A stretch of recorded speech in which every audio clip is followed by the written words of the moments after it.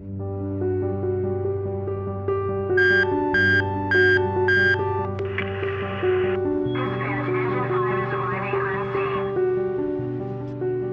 fire company was organized in 1994 due to a series of fires that occurred in the community, and I'm a charter member. A bunch of citizens, we got together and then raised the money for the current facility.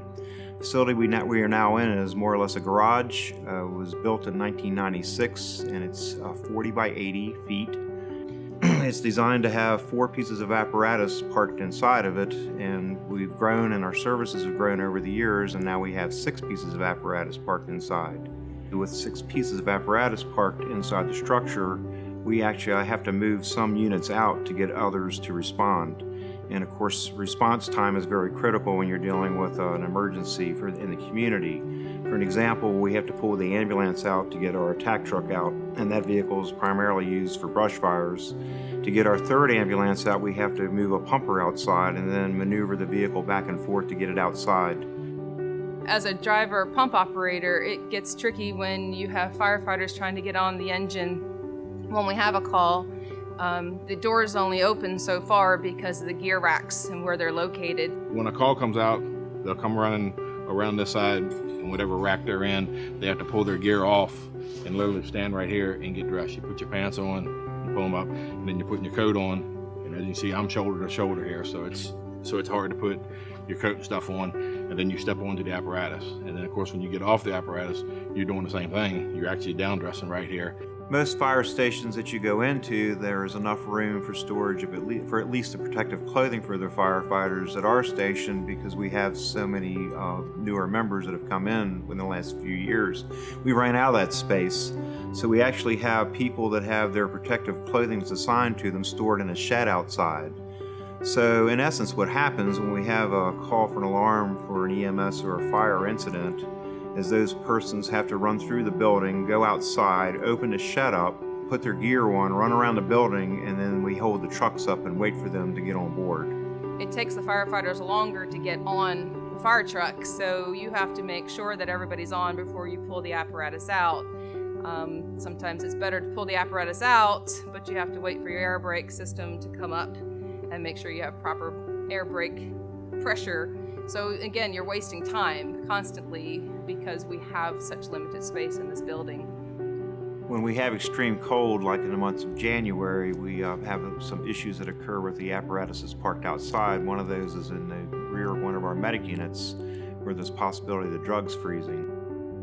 To avert that from occurring, we put a space heater in the back of that unit. Along with the heavy rescue that's parked outside. It's got air packs that firefighters wear inside of buildings, and in those air packs there are rubber O-rings that expand and contract with heat and cold. It becomes so cold sometimes that those O-rings actually break, much like what happened with the space shuttle when it blew up years ago in Florida. When we have heavy snowstorms, we'll end up with 8 to 12 people sleeping here in the station. Most of those people will sleep on either a cot between the apparatus and the 2 or 3 bunks that we have in back, on the couches, and even last year we had people that slept on the hose beds of the trucks and on the back steps. Last winter we were expecting snow, and so Chief will call and ask for anyone who can come up to the station, because for us to travel from our homes here in the middle of the night in a snowstorm is even more treacherous. So we come up and sleep wherever we can. And because I'm a senior citizen, I bring my blow-up mattress. Well, we got a call during the first night, and we took the ambulance, and it was a car that had gone off the road. We had to pull the person out and take them to the hospital, and come back in after driving. So evidently there was clumps of snow and stuff under the ambulance. So I had put my blow-up bed like right beside the ambulance. So about the middle of the night, I feel myself moving, and it was a couple of the young firefighters, and they were pulling my bed out of the water. I started to float away, and so they were fishing me out. So we have no sleeping facility, we have no shower facility, we have no cooking facility, and we have no air conditioning. So when it's 100 degrees outside, it sometimes is 105 in here, but this is a corrugated building. It gets very hot here in the summertime. It's been some days in the summer where it's been up to 105, 108, 110 degrees. I think it's about the highest that it's been in the station. There's no grocery stores within the area. We have no kitchen facilities, no way to really prepare food. We had bought meals, ready-to-eat meals that are military style that you may have seen or heard of. And we keep a stockpile of those type of meals here to feed 12 people for 3 days.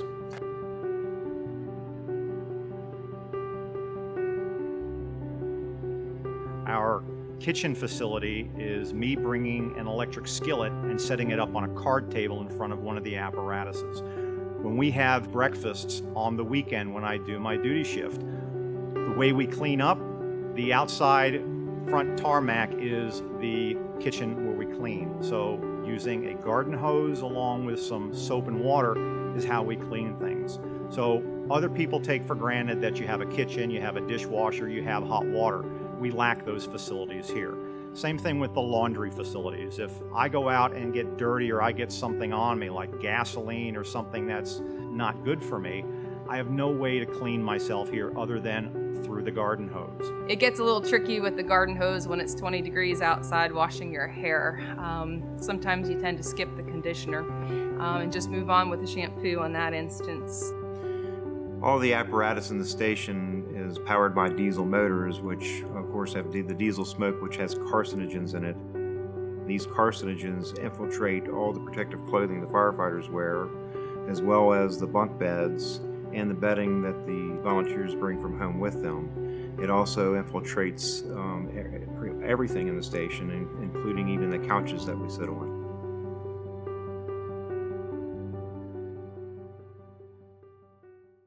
We actually had one call one night where we went out and there was a fire in a prison. One of the things I did observe while we had that call was that the prisoners had a lot better living conditions that we had even at the station. They had housing that was far better than ours. They had, the ability to cook food.